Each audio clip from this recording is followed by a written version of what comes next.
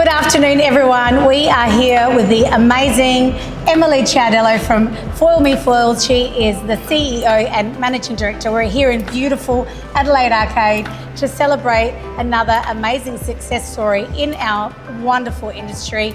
Emily, you've got an amazing business synonymous with innovation, huge international business success. Tell us a little bit about, how Foil Me Foil came about and the beginning of this amazing concept. Well, the beginning, okay, how long have we got? How long have we got? All right, very quickly, in 2 minutes, I'll tell you. So it all started in our lounge room at our old house, Yes. where my husband walked in the door after I'd been at the hairdresser and asked me, what was that in your hair? Yes. So he had actually visited me at the hairdresser to pick up my little one. Lovely. And he saw foils in my hair. Yes. So when I got home, he posed the question, what was that What in was your that? hair? Exactly. And I just said to him, foils? Yes. His cogs were turning. I could see he was thinking about something other than how good my hair looked. At the end, yes. And he said, well, what about if we did like pre-cut foils, after I told him about how foils are used. And because he was already importing those from his manufacturer for our food industry business that we were running at the time, he thought, well, why can't we do that for hairdressers? Amazing. Yeah. Amazing. Yeah. So, I've got to sell it myself, and we absolutely love to use your foils. Thank you. One thing that I really find really interesting about your foils is that you're always evolving with, I don't know the specific words, but the thickness and the designs. Where do you get the information to come up with those concepts, and how do you sort of research what industry needs and what they're asking for? Yeah, well, we have a really close connection with our community. So we receive over 400 DMs, hashtags, mentions, comments a day from our Foil Me community. So when they feel close enough to us, they'll actually ask us, oh, can you create this? Can you create that? Or we will go to them and we'll say, we're thinking about doing a different foil. What's something that you would really like in your hair salon? And then we go out and we survey our hairdressers to see if that's a size or a type of foil that they would love. And you were mentioning before that you and your husband, you do this business together. Yeah. 2 questions. How does that go, number one? And number 2, having a business, of course, doesn't just require the day-to-day operations. There's a lot of strategic planning that goes into that. Yeah. Is that something that you two share together? How do you figure that part of the business out?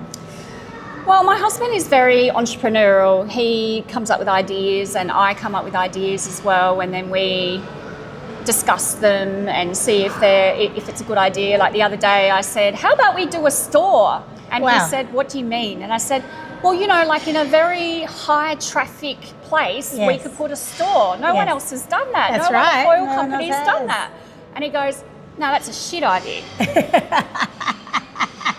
So, sometimes we have ideas that we bring to each other and they work, and then other times they don't. But in terms of strategy, we do have our meetings that we get together, and I am the CEO, I'm not his wife. Yes. And we talk about where we want to be heading and how far we have got in regards to our goals that we have set at the beginning of the year or even 5 years ago. Yeah, that's amazing. And, you've had tremendous success in Australia. You are very much a part of our hairdressing industry. You are most definitely one of South Australian success stories.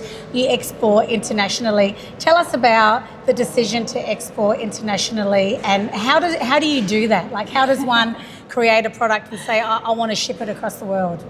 Well, at first it was because we want to help hairdressers, right? I've always been about helping people. When I was a school teacher, I started that because I wanted to help students. I wanted to help people thrive and become who they need to be, you know.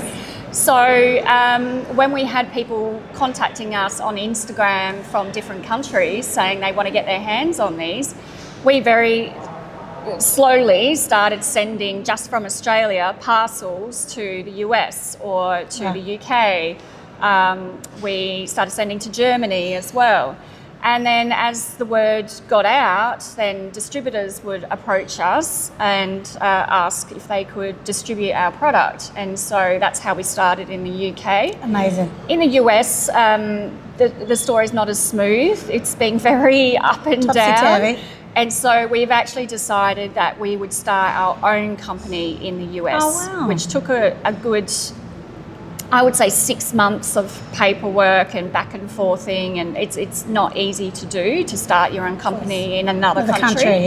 Yeah, so we did that at the beginning of last year. Fantastic. Yeah. And do you get advice or mentorship from people in those, sort of manufacturing and trade sectors? Like, apart from the fact that your product is for hairdressers, you as a business owner, how do you learn and where do you get that mentorship from? Well, over the years, I mean, Foil Me's been running for 12 years now. So over the years, we've had business coaches, but none of them have really been ones who are experts in manufacturing or experts in logistics. The expert is my husband. Oh, that's amazing. Yeah, so he comes from an IT background. He's very good with researching computers, very good with relationships, we both are, and he has just learnt along the way. Yeah. That is phenomenal. And, you've also said that social media has played a huge part in your, the development of your community. Yeah. How important do you think it is in today's day and age to learn about social media for people who are thinking about starting businesses? What role does social media play? I mean, social media plays a huge role now in all kinds of businesses. Even lawyers have their own social media now, I feel that you need to understand what your purpose is for your social media. Are you putting out yourself because you want to develop a personal brand? Fine, go ahead, do that. Or are you wanting to build up your salon so that you then are having clients coming through the door? Right. So some people are getting confused by that. A lot of salons are getting confused by the fact that they're starting their social media and they're seeing someone who they admire and they're trying to imitate them or copy them, and it just doesn't pull it off, and it's not authentic and it's not bringing people through the door. So you need to be aware of whether you want to develop a personal brand or whether you just want to really get those clients through the door and on your chair. 100%. And in relation to that, you've also got a podcast, and I do. you through this, I love the story. You started off as a school teacher, then you and your husband had other businesses. You've created an internationally acclaimed brand. You have great relationships with people. So much so that now you're sitting down and talking to industry people about the world of hairdressing, and you are coming from a teacher's background, which is awesome. Yeah. How much of that do you think is because of your brand, or how much of that do you think is because of the relationships you've built? Well, I mean, I started the Dressing Gown CEO podcast because I had people coming to me asking me to share my story, but to also share my tips, my strategies, and I was doing that on Instagram. Yes. Every day for, I think, 6 months there, I was giving a tip, so daily tips. Amazing. Yeah, and I was just like, I could probably do this via a podcast. Yes. And I was really afraid to start the podcast because it's a lot of work. It is. But then when my husband said to me, well, you don't have to get dressed up. Like, if you don't want to, that could be your niche. Your husband's got all these ideas. I love this guy. I know. Should bring him in. Yes. But yeah, so because I was complaining to him, I was like, I don't want to do my hair and I don't want to do my makeup each time. And he said, don't. Yeah. Just do it in your dressing gown. And I was like, the Dressing Gown CEO. I love that. So very authentic. I love the name. I love the name. And because I've built up those relationships with a lot of our amazing hairdressers in the industry, I've been able to just keep it going. But then I've also had people approaching me, just emailing me, asking to be a guest on the podcast as well. So that's amazing. Awesome. Yeah. It's definitely getting some traction. I've listened to a few of your episodes. It's really funny. Oh, thank you. I love it. And then, you know, if there was someone out there in the world right now who was looking at you and they were saying, you know, Emily, I would love to create a product. Like, what is your advice to someone who's wanting to do something like that in today's day and age? Advice for someone who wants to start their own product? Well, I think you really need to be passionate about it in the beginning, definitely, because that's what's going to drive you. When you get to those parts where you want to give up, you've got to go back to your why and your passion. Yeah. In regards to surveying your prospective customers, you know, I want to say that there's all these steps, but literally Illy and I just thought this is a good idea. Yes. And we just did it. Yeah. So I guess my biggest tip is just do it. Take the risk. Take the risk. Take the risk and go for it. Yeah. Do it scared. Have that courage. Yeah. And I think, I mean, I'm a risk taker too. And I think that when I've taken the biggest risks, it's when I've had the biggest payoff. Not being frightened, not overthinking. I think it's important to note that you do have to have some business acumen when you're starting business. Yeah. If there was one business, you know, strategy, i.e. budgeting or understanding of your profit and loss, what do you think people should know about that getting into business? I think if you have staff, really work on your culture. That's very, very important, because you can waste a lot of time and money in hiring staff and firing staff. Yes, of course. Yeah, so that's very important. And then obviously in regards to strategy and if you're working on your own, be accountable to yourself. So make sure that you set your own goals and you stick to them. Yes, that's very good idea. Yeah, because when you work on your own, you have no one else telling you what to do. Yes. You don't have anyone telling you that you have a deadline. So you have to be really accountable to yourself. And if there's something that you want to do and you're really afraid to do it, tell your peers, tell people on social media that this is what you're going to do, and then you'll end up doing it. Yeah, that's amazing. I love it. I love that. And, you know, 12 years in, where do you see Foil Me going in the next, you know, say 5 to 10 years? What are you looking to do in the coming years? Well, we don't just do foils. We also create brushes, and we created them from scratch. Lovely. And we also create a colour board as well, so a foiling board. Yes. We are in the middle of manufacturing a brand new product that has never been used in the industry before. Wow, how amazing. Yeah. I know you can't tell us. No, not yet. So that's where we're heading in regards to bringing in those new innovative products. Yep.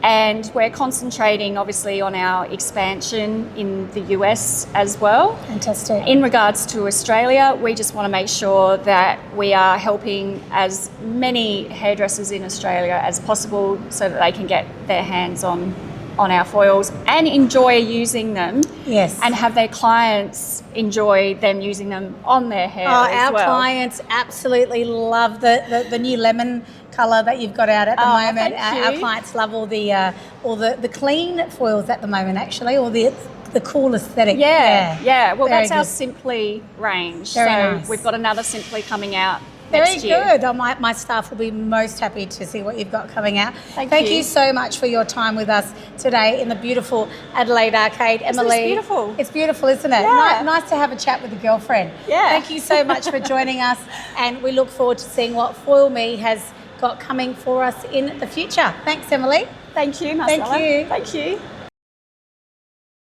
All right, here's the fun part that I like the most, Emily. We're going to do 5 spontaneous and random funny questions. Okay. I'm going to put you on the spot. If you could go to any country in the world, where would it be? Oh, I guess it would be the Philippines, because we were supposed to go this year in July and we didn't end up going because we were building our house and it just became too chaotic. So The Philippines. I love the Philippines. I've got godchildren over there, so I'll say hello to them quickly. Next question. Italian cuisine or Asian cuisine? Oh, come on. So, you know my husband's family are Italian. That's right. So I have to say Italian. But Yeah. whenever my husband asks, what do you want to eat tonight for takeaway? Yeah. It's always Asian. I love it. Yeah. I love it. Yeah. Next question. Okay, this might even be controversial. Adelaide Crows or Paul Power? Oh, my God. Come on, power. Controversial question. If you could choose any city in Australia to live in outside of Adelaide? Any city. I mean, I've only been to Victoria and Queensland, Darwin, Adelaide. It would have to be Adelaide. I love Adelaide. Great answer. We love Adelaide. We are so proud of South Australia. Yeah. Last question. Favourite musician? I don't have a favourite. This is what Spotify has done. It has ruined musicians. Do you like I have Elvis? to say no. No. I'd have to say I love the 90s. Yeah. And the 80s as well. So I used to love Guns N' Roses, Metallica. Love it. All of those kinds of grungy, Nirvana. She's a rock chick from way back. Well, Emily, thank you for our Fast Five. We really enjoyed getting to know you today. And see you soon. Bye.